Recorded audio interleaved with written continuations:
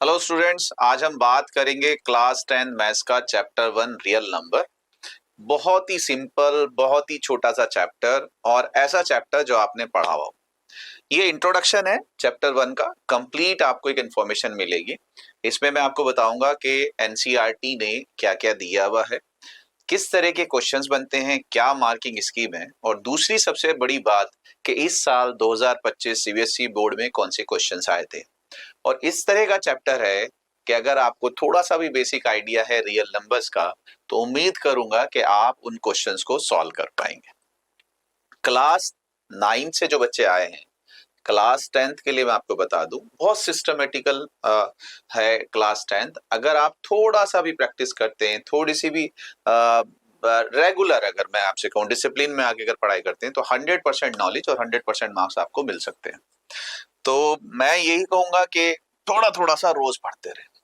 Chapter 1 के लिए अगर बच्चे आप 3 घंटे, सिर्फ 3 घंटे डेडिकेटेडली निकाल लें, थोड़ा सा फोकस करके निकाल लें, तो ये चैप्टर आपको फुल नॉलेज, फुल मार्क्स दे देगा। तो मैं आपसे बात करूं कि भाई हमारे पास जो ये चैप्टर है, इसमें बेसिक 3 टॉपिक हैं, इसीलिए मैं आपसे 3 घंटे कह रहा हूं। अगर आप एक एक घंटा भी देंगे तो ये 3 टॉपिक कवर हो जाएंगे। पहला, इसमें है नंबर्स पे बेस्ड क्वेश्चंस, और नंबर्स भी कौन से? Prime numbers and composite numbers.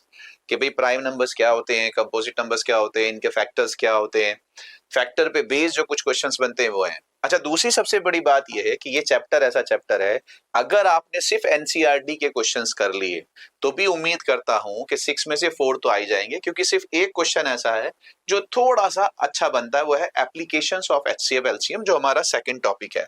HCF LCM भी बच्चे आप क्लास 8 से पढ़ते आ रहे हैं, उम्मीद है आपको आइडिया होगा। जो हमारे पास फैक्टराइजेशन की बात करी, उस पे बेस एचसीएफ एलसीएम निकालना, और फिर वर्ड प्रॉब्लम कह लीजिए या उस पे एप्लीकेशंस कह लीजिए, स्टेटमेंट बेस्ड क्वेश्चंस कह लीजिए, कि जिसमें हम एचसीएफ एलसीएम निकालते हैं। तो दूसरा हमारा क्वेश्चन ये रहता है, ये क्वेश्चंस थोड़ा सा कभी कभी केस स्टडी बना के या उस तरह के बना के आगे आ जाते हैं। तो ये थोड़ा सा एक क्वेश्चन मैं कह सकता हूं कि बुक से अनसीन क्वेश्चंस की तरह से, वरना वो भी बेस्ड एनसीईआरटी पे ही है। और तीसरा, जो आपने इरेशनल नंबर्स पढ़े हैं, तो उनको प्रूफ कराता है कि prove that these are the irrational numbers. 2 तरह के इरेशनल नंबर्स हैं हमारे पास, प्योर इरेशनल नंबर और मिक्स्ड इरेशनल नंबर्स, तो उनके प्रूफ। तो एक छोटा सा चैप्टर है, 3 टॉपिक्स हैं, उसमें छोटे छोटे सब टॉपिक्स हैं।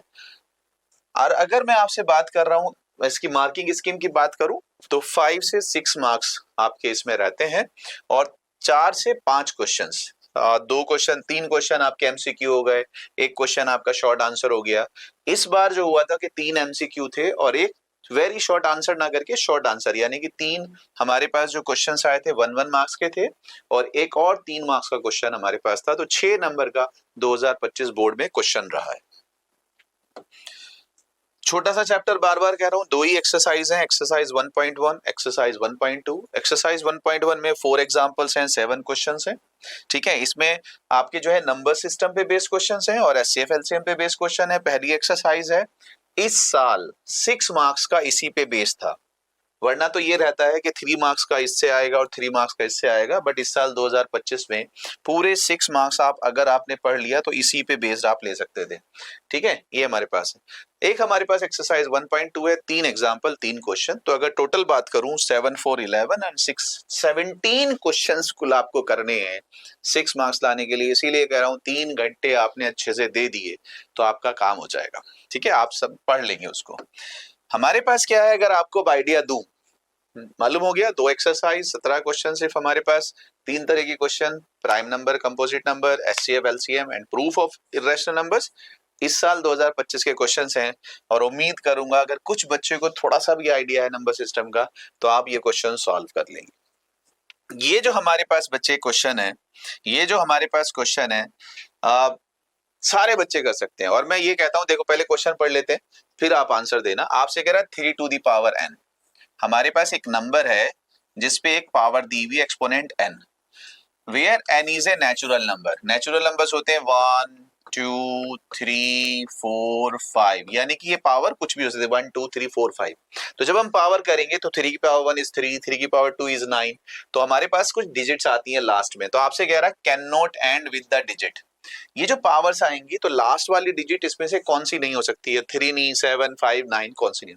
मैं आपसे कह रहा हूं, अगर आपको इस क्वेश्चन का कॉन्सेप्ट भी नहीं मालूम है बहुत सारे ऐसे क्वेश्चन हैं, जब हमारे पास एनसीईआरटी की बुक है उसके साथ एक एग्जाम्पलर भी आती है, उसमें बहुत सारे क्वेश्चंस हैं इस तरह के। तो मैं हमें कहता हूं अगर कॉन्सेप्ट भी नहीं मालूम छोड़ दीजिए उसे, आप सिर्फ ये कर लीजिए कि इसकी वैल्यू खुद से रखनी शुरू कर दीजिए, मतलब hit and trial method approach कर लीजिए, आंसर आ जैसे भाई और शुरू से शुरू करिए, मतलब हो सकता है n1 हो जाए 3 की पावर 1, तो 3 की पावर 1 होगा तो 3 आएगा, यानी कि जो हमारा पावर एंड हो रहा है वो 3 से हो रहा है।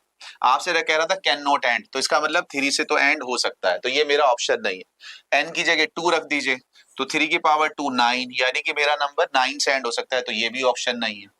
3 की पावर 3 रख दीजिए तो 27, यानी कि 7 से भी एंड हो सकता है, तो कौन सा नंबर नहीं आता सर? 5 नहीं आता। तो 3 की पावर्स में कभी भी 5 नहीं आएगा। तो अगर कॉन्सेप्ट भी नहीं मालूम है तो हम हिट एंड ट्रायल रख रख के चेक कर सकते हैं। तो ये नंबर्स पे बेस्ड क्वेश्चन था कि जो हमारी नंबर्स की प्रॉपर्टीज हैं वो क्या होती है। और ये क्वेश्चन बिल्कुल एनसीईआरटी का, क्योंकि एनसीईआरटी में भी हमसे 2 क्वेश्चन पूछे गए हैं, 4 टू द पावर n और 6 टू द पावर n, तो उसी के आसपास का बिल्कुल सीधा सीधा क्वेश्चन है।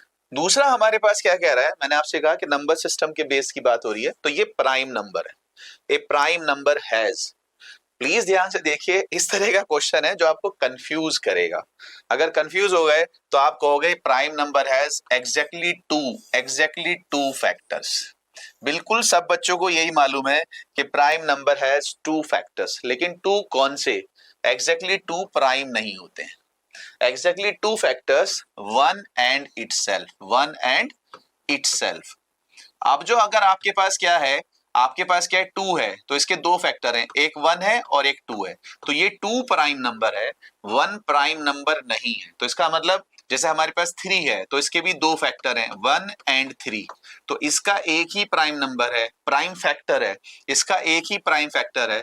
तो प्राइम नंबर्स के एक ही प्राइम फैक्टर होता है, दूसरा जो 1 होता है वो ना प्राइम होता है ना कंपोजिट होता है, तो उसे आप प्राइम और कंपोजिट की कैटेगरी में नहीं रख सकते। तो इसका मतलब क्या है? A prime number has exactly 1 prime factor. तो यहाँ 2 से कंफ्यूज नहीं हो जाना है। बहुत सारे बच्चे छोटी छोटी सी नॉलेज रखते हैं कि सर 2 फैक्टर प्राइम में होते हैं, 2 से ज्यादा कंपोजिट में होते हैं, 1 जो होता है सिर्फ 1 का फैक्टर है। तो अगर ये चेक करके 2 पे निशान लगा दिया तो गड़बड़ हो जाएगी। यहाँ एग्जैक्टली 2 प्राइम फैक्टर्स की बात कर रहा है, वो नहीं होते हैं, 2 1 एंड इटसेल्फ होता है, तो एक ही प्राइम फैक्टर्स होता है। तो ये वाला क्वेश्चन भी बिना 10th का बेसिक पढ़े आप सॉल्व कर सकते थे अगर थोड़ा सा भी आपको आइडिया था। चलिए हमारे पास एक क्वेश्चन और है, ये वाला क्वेश्चन। पहला वाला क्वेश्चन 1 मार्क्स के लिए था, दूसरा वाला क्वेश्चन 1 मार्क्स के लिए था, एक ये क्वेश्चन 3 मार्क्स के लिए आया था, और ये भी नंबर सिस्टम पे बेस्ड है। पहला क्वेश्चन प्राइम नंबर पे बेस्ड था, ये वाला क्वेश्चन हमारा बच्चे कंपोजिट नंबर्स पे है। एक्चुअली क्या होता है, find which among the following numbers, ये हमारे पास ए है, ये हमारे पास बी है, ये हमारे पास सी है, आर कंपोजिट नंबर्स, इनमें से कौन से कंपोजिट नंबर्स हैं ये बताइए। अगर मैं यहाँ पे थोड़ी सी भी प्रॉपर्टी आपको बताऊं कि सर प्राइम नंबर्स ऐसे हैं जिन्हें आप फैक्टर्स की फॉर्म में नहीं लिख सकते, मतलब 2 into 1 तो लिख सकते हो लेकिन 1 नहीं लिखना है, अदर देन 1 आप उसको फैक्टर लिखिए। तो 2 को मैं कुछ नहीं लिख सकता हूँ, 3 को मैं कुछ नहीं लिख सकता हूँ, लेकिन 6 को मैं 2 into 3 लिख सकता हूँ, 12 को मैं 2 into 2 into 3 लिख सकता हूँ। ध्यान से देख लीजिए, जिसको मैं प्रोडक्ट फॉर्म में लिख सकता हूँ वो मेरा कंपोजिट नंबर होता है, और जिसको प्रोडक्ट फॉर्म में नहीं लिख सकता वो मेरा प्राइम नंबर्स होता है। तो हमसे क्या कह रहा है, बस इतनी सी प्रॉपर्टी, और यही हम पढ़ेंगे ज्यादा 20 मिनट जब क्लास करेंगे टॉपिक वाइज, तीनों टॉपिक्स की क्लास करेंगे, नंबर्स बेस पे क्लास करेंगे, उसके बेहतरीन क्वेश्चंस करेंगे, एचसीएफ एलसीएम पे बेस्ड क्वेश्चंस करेंगे, और फिर हम प्रूफ ऑफ इरेशनल नंबर्स पे करेंगे, तो वहां डिस्कस करेंगे। लेकिन फिलहाल हम वहां पे क्वेश्चंस भी करेंगे एनसीईआरटी एग्जाम्पलर के, पीवाईक्यू भी करेंगे, और कुछ एक्स्ट्रा क्वेश्चंस भी करेंगे। तो यहाँ पे हमारे पास क्या है कि जिसको आप प्रोडक्ट फॉर्म में लिख सकते हो वो कंपोजिट कहलाता है।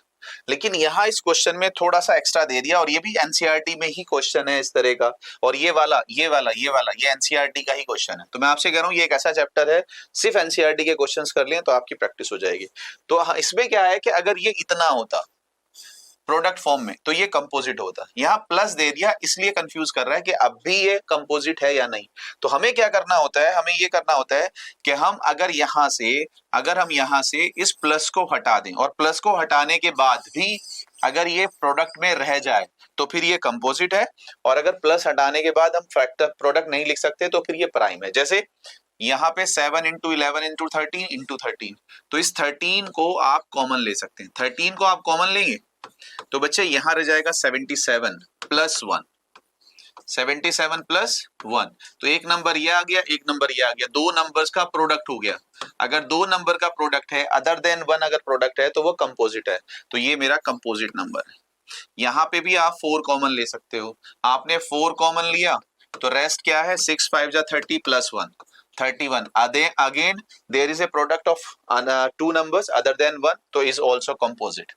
अब यहाँ आप चेक करिए, बस जो मैं आपसे कह रहा हूँ, यहाँ कुछ भी कॉमन नहीं है, तो 13 इंटू 7 91, 91 प्लस 6 97, इसको आप प्रोडक्ट फॉर्म में नहीं लिख सकते आफ्टर रिमूविंग प्लस साइन। तो जिसको आप प्रोडक्ट फॉर्म में नहीं लिख सकते अदर देन 1, तो वो फिर हमारा प्राइम नंबर हो जाता है। तो 3 नंबर का क्वेश्चन ये था, तो 5 मार्क्स हो गए आपके पास।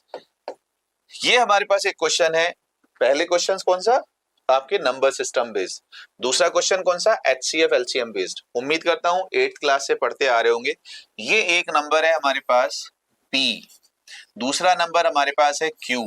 जब हम नंबर्स को फैक्टर्स में कर लेते हैं, प्राइम फैक्टर्स में, तो आप HCF निकाल सकते हैं, आप LCM निकाल सकते हैं। ठीक है सर। HCF में क्या होता है, कॉमन फैक्टर्स आते हैं, जो कॉमन नंबर है उसकी लीस्ट पावर आती है, लोवेस्ट पावर। LCM में क्या होता है कि जो कॉमन है, सर ये 2 कॉमन है बट लोवेस्ट पावर नहीं हाईएस्ट पावर आएगी, तो यहाँ पावर 2 है, यहाँ पावर 3 है, तो पावर 3 आ जाएगी। सर 3 भी कॉमन है तो हाईएस्ट पावर आएगी, यहाँ 2 है यहाँ 3 है, तो 3 पावर आएगी, और जो रेस्ट नंबर होता है वो भी आ जाता है। तो ये हमारे पास एलसीएम है। उम्मीद करता हूं कि अगर थोड़ी सी भी बेसिक नॉलेज थी तो आपने खुद कर लिया, इतना इजी चैप्टर है। तो हमारे पास क्या है, ये ऑप्शन है। और लास्ट हमारे पास क्या है बच्चे, ये हमारे पास रहता है, और इस बार ये क्वेश्चन चॉइस में था उस वाले क्वेश्चन से जहां पे 3 हमारे पास कंपोजिट नंबर्स दिए हुए थे, 2 कंपोजिट और 1 प्राइम। तो एक ये रहता है प्रूफ, तो इस प्रूफ को तो प्रूफ के उसमें ही टॉपिक में ही डिस्कस करेंगे। तो ये था हमारा इंट्रोडक्शन चैप्टर 1, छोटा सा टॉपिक 17 क्वेश्चंस के लिए। अगर आपने एक दिन भी पूरा डिवोट कर दिया, 100% आप इसको कवर कर लेंगे, बोर्ड के क्वेश्चन के साथ कवर कर लेंगे।